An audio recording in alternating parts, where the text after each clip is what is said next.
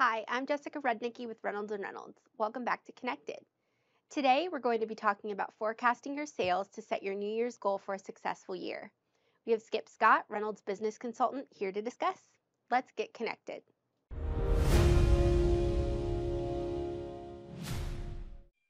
It's great to have you on the podcast today. Thanks so much for joining us. Glad to be here, Jess. We are definitely glad to have you because the new year is coming up and we're all looking forward to a fresh start. I don't know about you, but 2020 has been a year for the books. Most dealerships are going to be looking to increase their sales going into 2021. So Skip, can you tell us how dealers can make sure that they start their year right? Well, 2020 was a real roller coaster. Going into the year, dealers had high hopes for a great year, and then by the second quarter, most of those hopes had, completely vanished.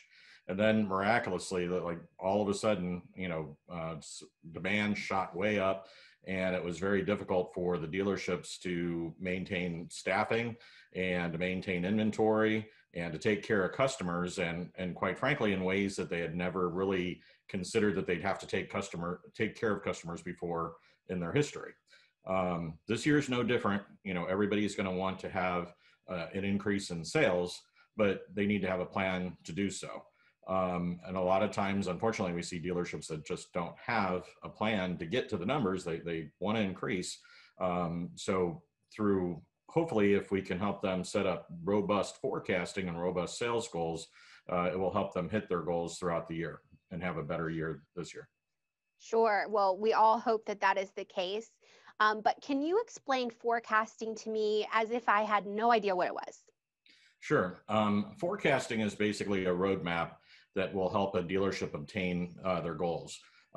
Just like anything else in life, you need to have a blueprint in action to build a building, or you need to have a plan, to get to where you want to go. And for dealerships, establishing forecasting for their departments and setting up sales goals and performance goals for their staff is that roadmap that helps them get where they need to be.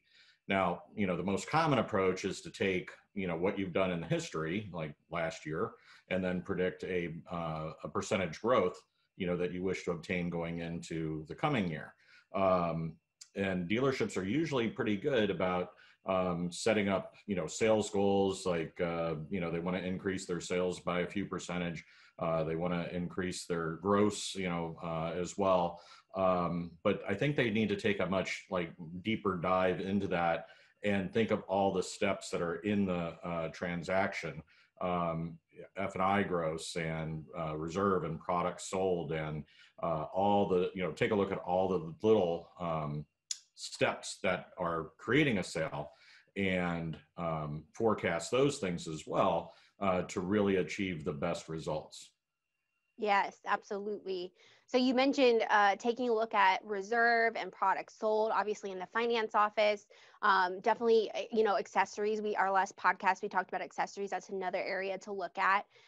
What about, so this is kind of top of mind for dealerships right now because of the pandemic, but what about considering turnover and hiring needs? So with that being top of mind, how should they be looking at that?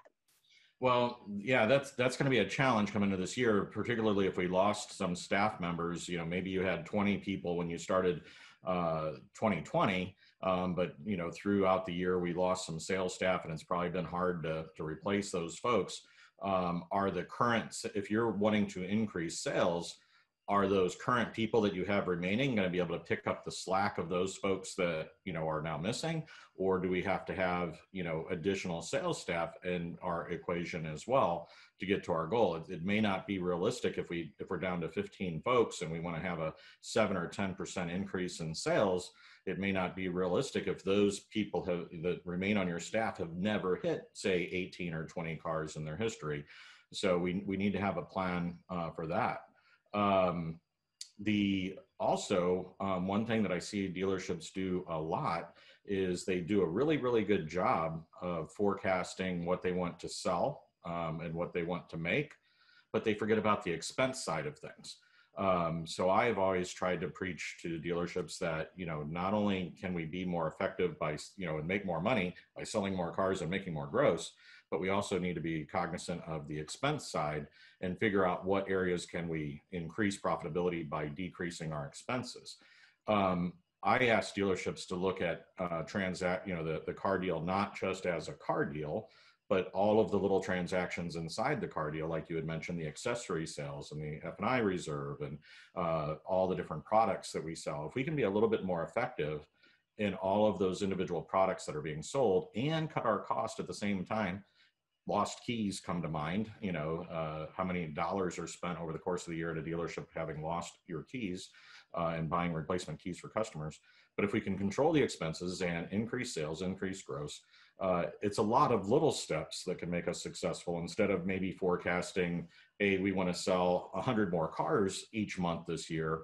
And those are numbers that we've never obtained in our history. Let's set a series of, a smaller, better performance per transaction versus one huge transaction that may set us up for failure. Definitely. I like that you mentioned the keys, for example, because once you take a deeper dive into all of these areas, like you mentioned, you start identifying profit opportunities where you can, take a closer look, and maybe you're losing keys, and that's an area where you can see more profit with a solution for. Now, what can you tell me? You mentioned a finance department, sales. What about the CRM? How can you identify areas of opportunity there? That's a great question, and I'm glad you asked that. Most CRMs have the ability to report on your sales performance, so that can help you track. Are you on? Once you've established a goal, it can help you track to make sure you're on your goal, on pace to hit your goals.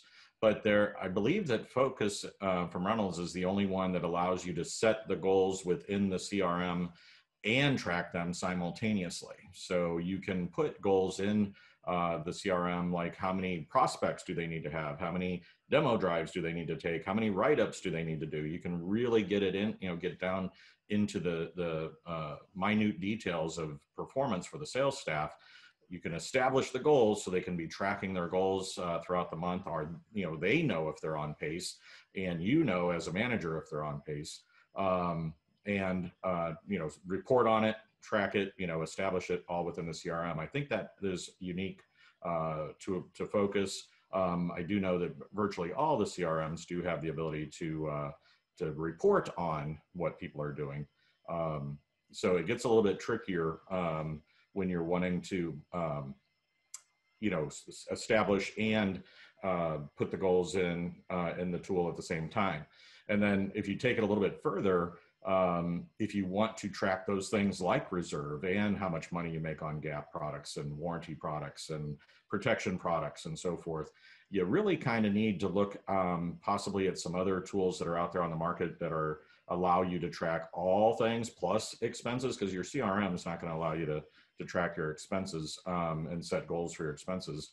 I think the most popular products, the easiest to use products, and the most thorough products are either Reverse Risk or Accessa for dealerships. Seem to be the ones that are doing their forecasting with those tools really seem to be making some great strides at tracking and establishing their forecast and their goals throughout the year. Sure.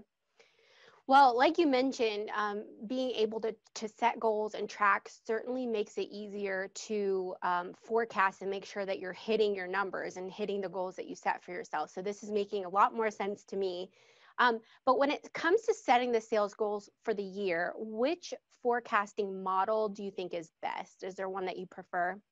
Well, obviously there's a lot of different philosophies out there, not just that apply to car sales, but just sales in general, where you can do a product life cycle forecast, or you can do, sales cycle forecast, or, personnel forecast. But what I always used at the dealership, and what I see almost every dealership use, is just a historical forecast.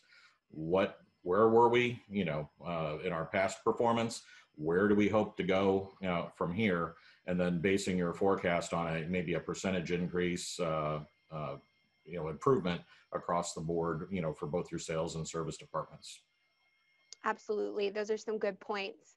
Skip, it has been an absolute pleasure having you on the podcast today to talk about going into sales year 2021 and forecasting and making sure that we're all hitting our goals. What else, any final thoughts on how dealers should be managing their sales goals so they're not just, setting it and forgetting it? Yeah, you've got to be relentless about tracking things really throughout the day, not just on a daily basis, but throughout the day. You need to be aware of where you're at. And your managers, need to be in tune and prioritize, the performance above all else. I know it's very easy to get sidetracked with all the disruptions in a dealership, but really you're a sales manager and you're there to manage what the performance is going to be. I like to use the analogy of professional sports. These days, it is absolutely amazing, all the different metrics that are being tracked. I'm a big baseball fan, so I'm always amazed at, the pitchers know exactly how to throw a ball to a batter to increase their odds of, striking them out. And the batters know what to expect from the pitcher because of what that pitcher's strengths are. And the managers are watching both players and coaching the players as to, what adjustments they need to make, even down to the point where the manager may shift the players around in the field based on where this guy normally hits the ball so that they can prevent a hit or a run. I kind of think our managers need to be the same way. They need to know what our salespeople's strengths are. They need to be monitoring and helping them and coaching them and saying, hey, you're not on pace. And just keeping on track of it on a daily, on a weekly, and on a monthly basis throughout the year, and just constantly knowing, what needs their attention. Put the other things aside, and stay focused and reach your goal. Have a road track. Definitely. Great advice. We appreciate you being here today, Skip. And I just want to say, as a Reynolds consultant, I know you are always available, as is any account manager for Reynolds. So we definitely appreciate your time, and thank you again for being here. Appreciate it. Appreciate the opportunity. Good talking with you.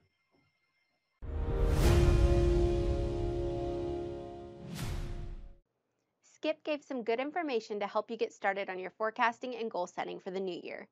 Before we hop off, just a quick reminder, you can watch or listen to past and future podcast episodes on YouTube or Apple and Spotify podcasts by searching for the Connected Podcast.